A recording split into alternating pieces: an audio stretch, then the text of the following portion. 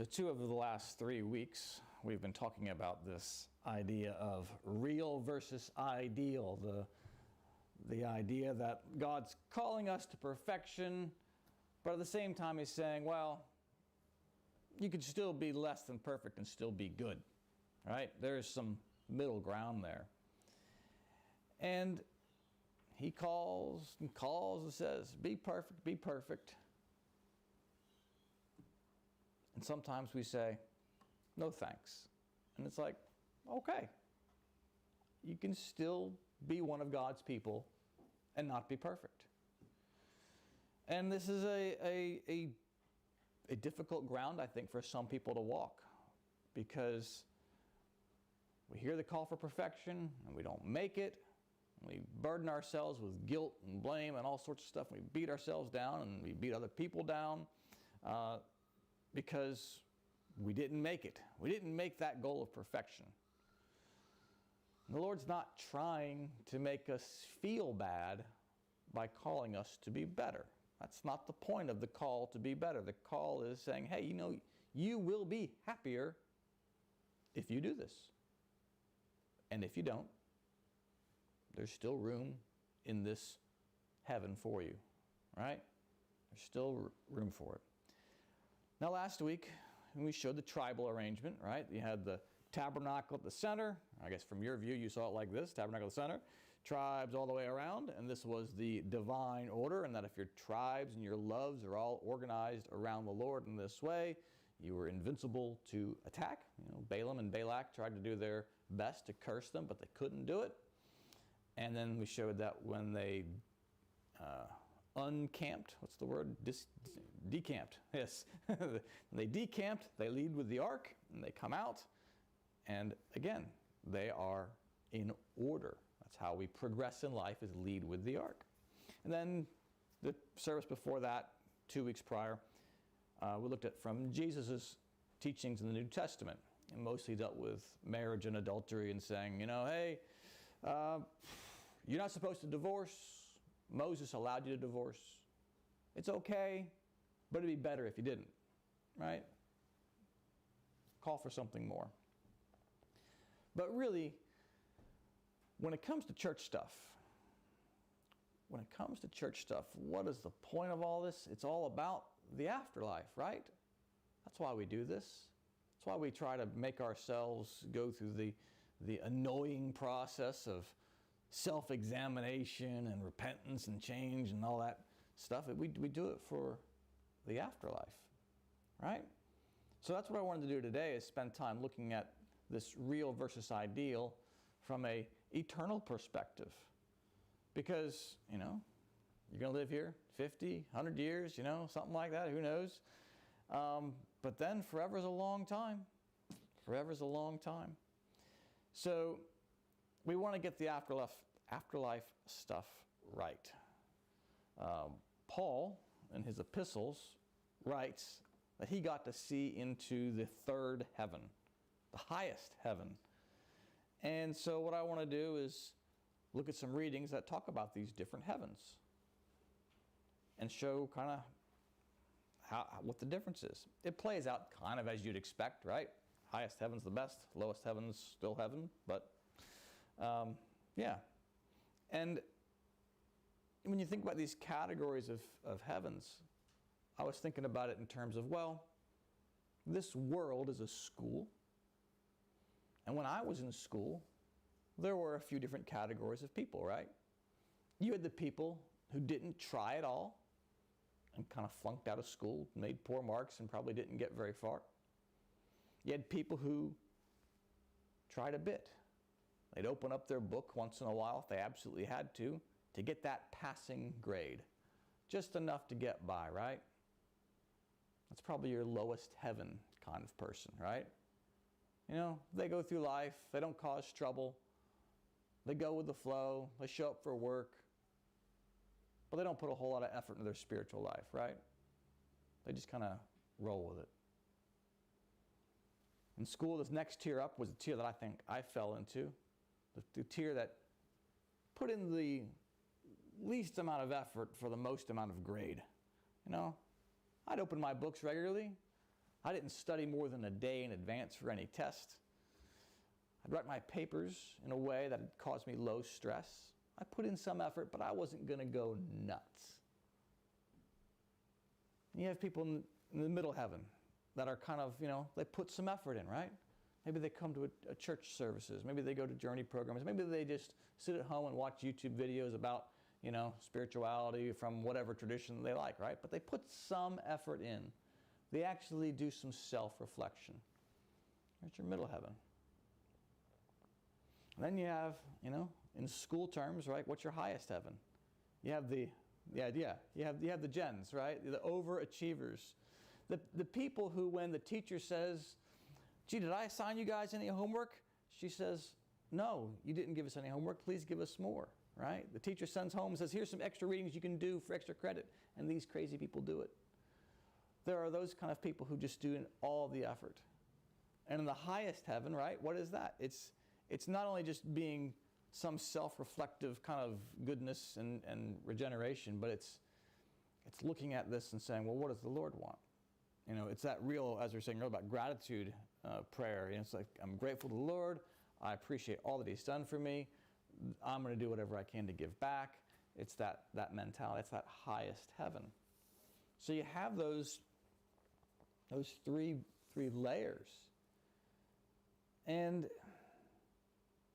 that highest heaven, we're told, is a place so much better, not just than this earth, but the second heaven.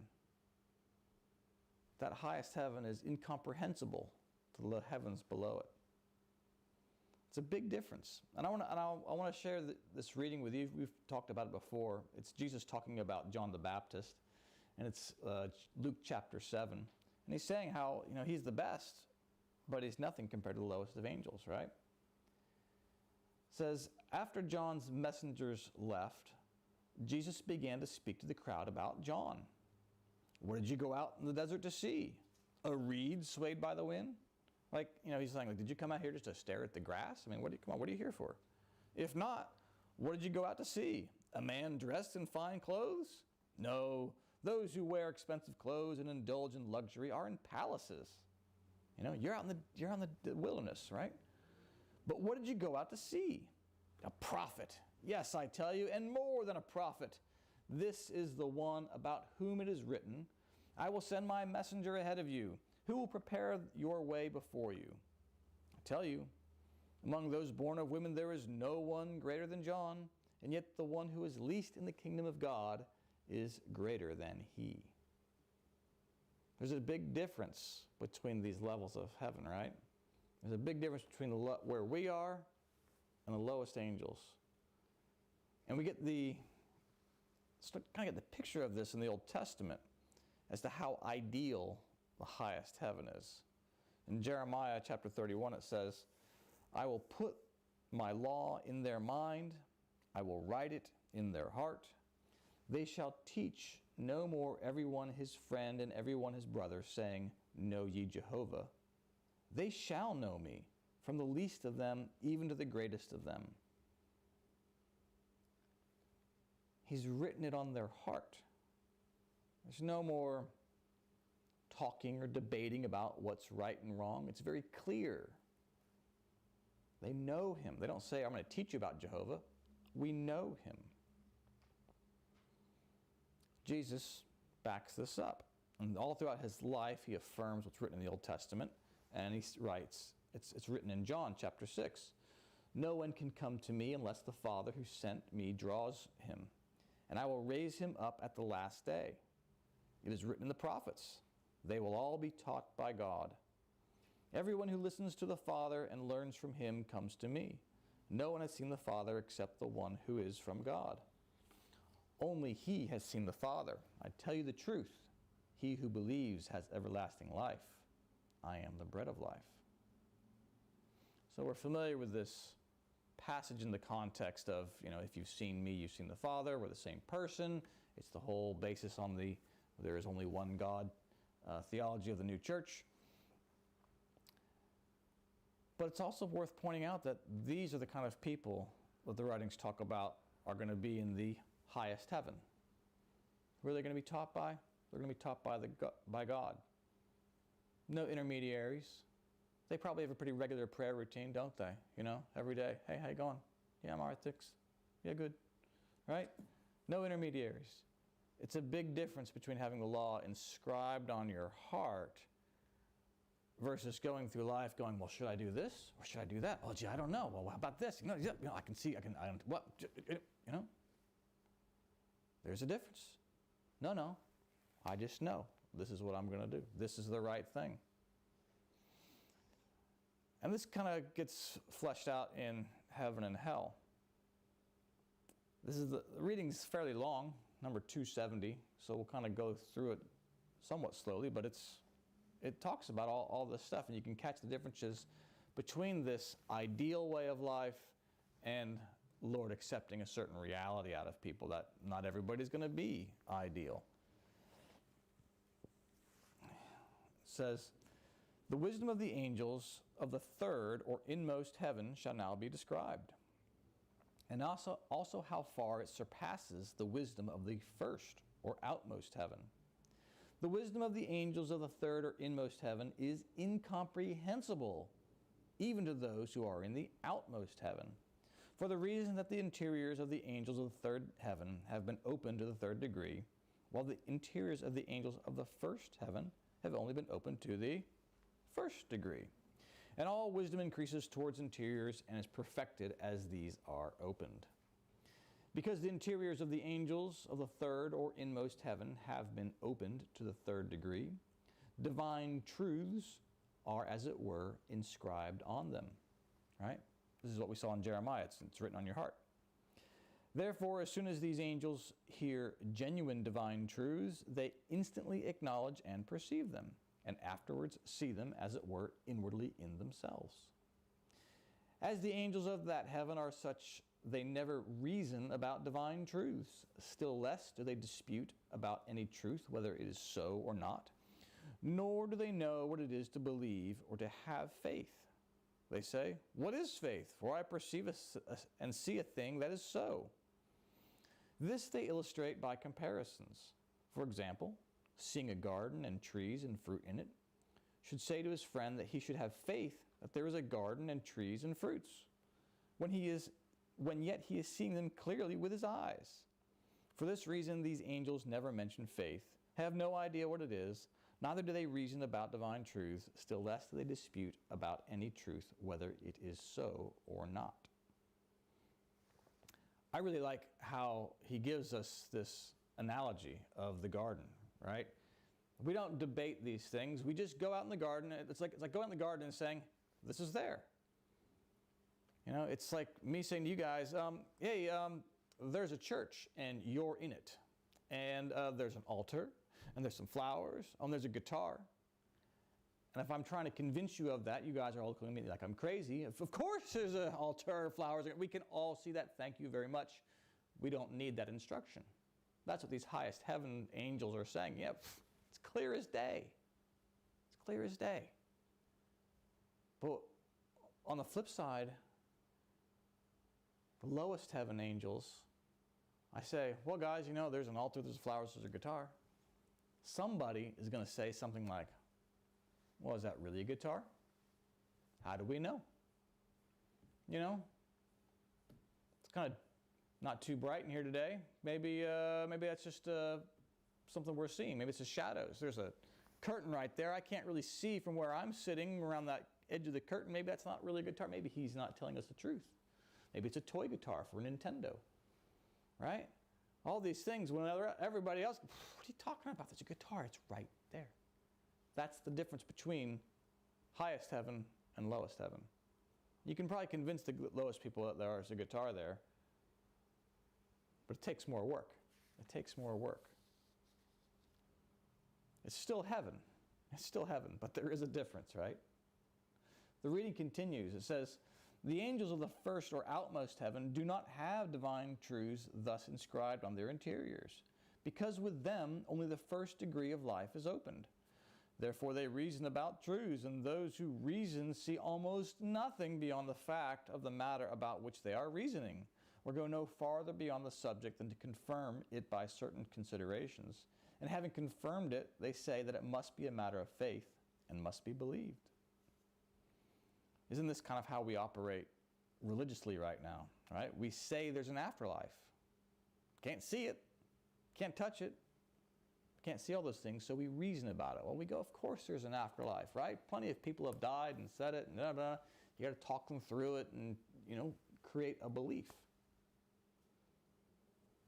It continues, I have talked with angels about this. They said that the difference between the wisdom of the angels of the third heaven and the wisdom of the angels of the first heaven is like that between what is clear and what is obscure. In the former they compared to a magnificent palace full of all things for use, surrounded on all sides by parks, with magnificent things of many kinds round about them. And as these angels are in the truths of wisdom, they can enter into the palace and behold all things, and wander about in parks in every direction, and delight in it all. So the highest angels, they're like seeing a palace, and they see everything, they can use everything, and it's great, and it's clear as day. But it is not so with those who reason about truths, especially with those who dispute about them. As such, do not see truths from the light of truth, but accept truths either from others or from the sense of the letter of the word, which they do not interiorly understand, declaring that truths must be believed, or that one must have faith, and are not willing to have any interior light admitted into these things. The angel said that such are unable to reach the first threshold of the palace of wisdom, still less to enter into it and wander about in the grounds, for they stop at the first step. It's not so with those who are in the truths themselves. Nothing impedes these from going on and progressing without limit, for the truths they see lead them wherever they go, into wide fields, for every truth has infinite extension and is in conjunction with manifold others. They said still farther that the wisdom of the angels of the inmost heaven consists principally in this, that they see divine and heavenly things in every single object, and wonderful things in a series of many objects. For everything that appears before their eyes is correspondent, and as when they see palaces and gardens, their view does not dwell upon the things that are before their eyes, but they see the interior things from which they spring, to which they correspond, and this with all variety in accordance with the aspects of the objects.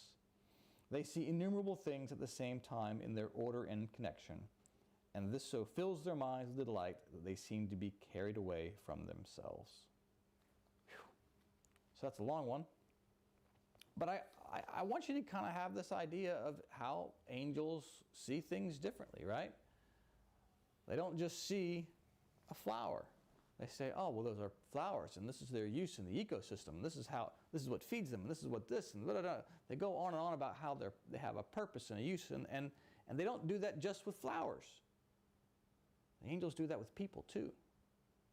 They don't just say, oh, well, here's a guy who's a bricklayer. They go, oh, no, here's a guy who's a bricklayer who's working really hard to feed his family, working really hard to make his kids' dreams come true, and he's doing all these things to help out his neighbors, and blah, blah, blah, blah. And whenever his buddy Joe needs him, he's there. He's not just a bricklayer. He's something more. That's how highest angels see people. They see something more. When we look throughout the scriptures, we find a few temples, right? We have the tabernacle, we have Solomon's temple, and then we have the rebuilt temple. And they all have the same basic architecture, right? You got the outside area, and then you have the courtyard where they have the washing, foot washing laver, and then they have the altar, and then all the ritual happens out there, right? You bring in your animal for sacrifice, and the priests do their thing. Think about that environment, smoke-filled. I mean, really, it's a very gory place to be, right? That's the outer heaven, right? Raw, lots of sensory overload, probably. If you go and cross that veil, though, what's inside? You take that just inside. The environment changes. You go from blood and guts and smoke and whatnot to gold-plated everything. table of showbread, altar of incense, big candlesticks, all the fasteners for the tabernacle and stuff. I mean, that's all gold-plated, silver-plated. You know, it's just, you just go a little bit deeper. Cross the veil again. Your environment changes again. You're no longer in that environment. You're now in the Holy of Holies, gold-plated ark. You're in space with God. You don't have to be taught about Jehovah. You know Jehovah. You are in His presence. I think that's how we're supposed to get a picture of this real versus ideal in the afterlife. Yeah, you can be in that courtyard and still be part of God's people. No problem. You might have a better view of things if you step through that veil. You might have a better view of things if you can see something deeper. And see something deeper in just about everything you look around. And I think it's kind of the beauty of the gardening work we've been doing lately here, is that that's what this is all about, is trying to show people through the signs in the gardens and the cleaning up of everything of saying, hey, take a look. See something deeper.